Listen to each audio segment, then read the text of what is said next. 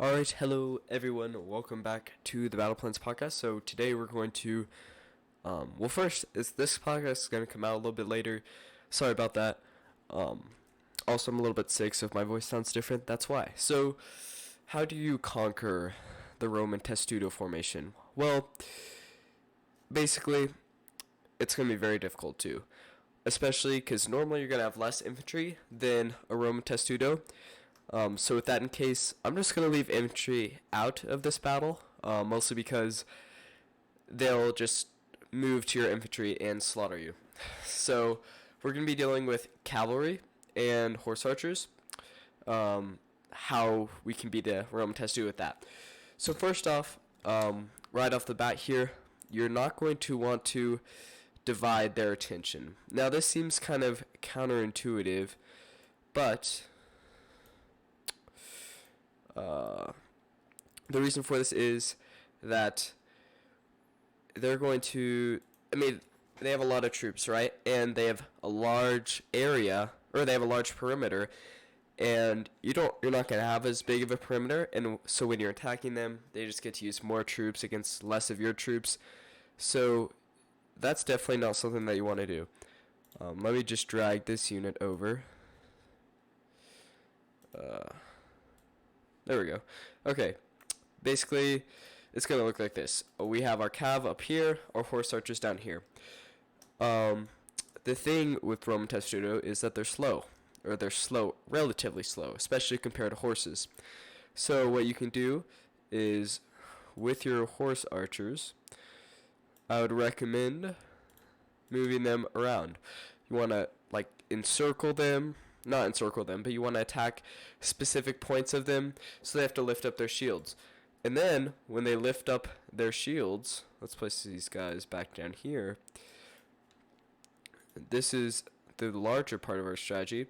The second part of the strategy is you're going to charge in with your heavy cav.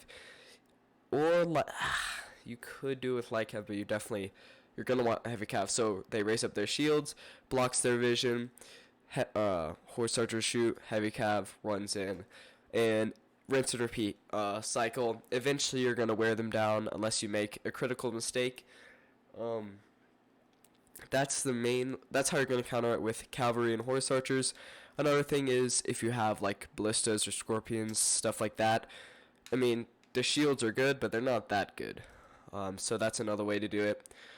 Just harassment. If you charge straight in with everything, you can't win that way.